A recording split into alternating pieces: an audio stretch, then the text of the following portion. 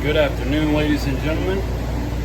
Recently had, I don't know if he's a subscriber, but recently had somebody who said that he clicked on my video, found out how to make thick foam, and the video didn't show him. So, in the description, I actually broke down everything about it and how to get thick foam and all that, but I'll make a video on it so that if you click on the video will explain. So one big thing, I actually have just the Chemical Guy Torque. They had a special a long time ago. I bought like 6 of them. They've actually been holding up really well. So one big thing you want to remember is gallon per minute is going to determine how thick your foam is. One person commented, said you can put a whole bunch of soap in your dispenser, which is true, you can, but remember, when you put that much soap in your dispenser, you're going to leave a film on the car that's going to be incredibly hard to remove.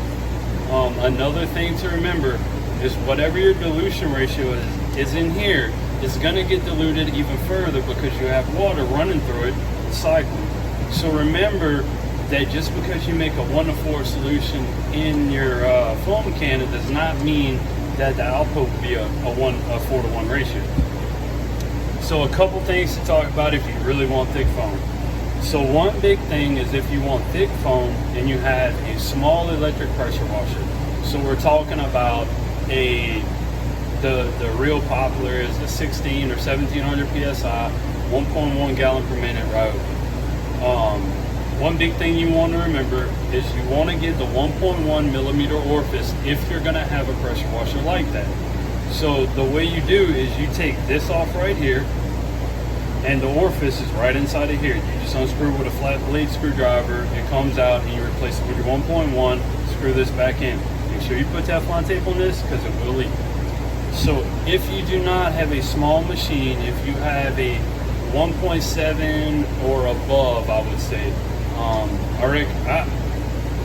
let's go 1.8, 1.9. If you have a machine like that, you can keep the factory orifice in here and you'll be just fine, okay?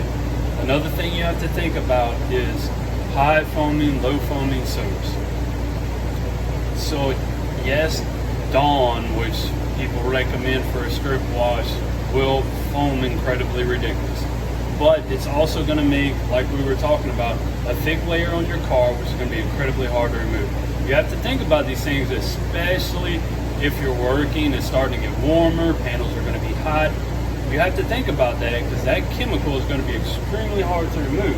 So what I like to do is I actually like to put a little bit of American Detailer Garage F-Bomb. So I normally put about 4 ounces in here, and then I'll actually put some Optimum Car Wash. I'll put about 2 ounces in it, and that's all I do. But what happens is the F-Bomb foams incredibly ridiculous, and then the car wash, the Optimum Car Wash, which is phenomenal by the way, acts even better. And then you get your lubrication agents across the panel. So the thing about foam is just because it's thick doesn't mean it's good. So a lot of these advertisements, you actually see this is where you adjust it, which somebody made a comment that, oh, you just turn it up. Well, if you have a small Ryobi with a 1.1 or 1.1 gallon per minute, it doesn't matter how high you turn this, you're not going to get thick foam because it does not have the gallon per minute to flow through to make this foam.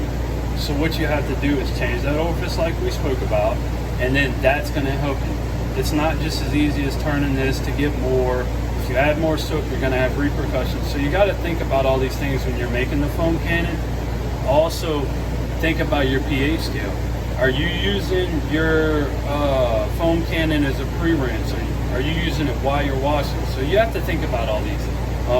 I normally use it as an after, so that's why I use the F-Bomb car wash soap, and then I'll actually play with it afterwards. So that's actually, if you want thick foam, that's some of the secrets to it. Actually, another big thing to do is, I don't know if you can see it over here in my corner. Yeah, you can. So see right over there? That is a Sunjo professional grade. It is 1300 psi at 2 gallons per minute.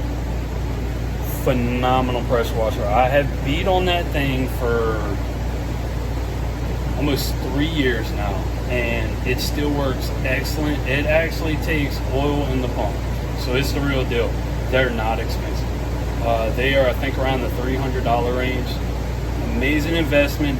If you really want to wash your car and you want to take care of it, you can buy one of those electric pressure washers. Now remember, it is not going to blow your concrete and clean your concrete. It's not going to blow the algae off your house. It's not what it's meant for. It is meant to clean a car, and it works great in that aspect. So keep in mind of that. That one right there is actually dedicated just for my wash station. So as you can see, I have it piped in, and I have 100 foot of hose that stays connected at all times. Another great thing to do is put a pre-filter in it. That helps out with water spots as well. So I hope y'all found this video to be informational. If you have any questions, please comment, like, give me a subscribe, share. Anything helps. I'm trying to help anybody ask questions out. So if y'all have any questions, just comment below and let me know.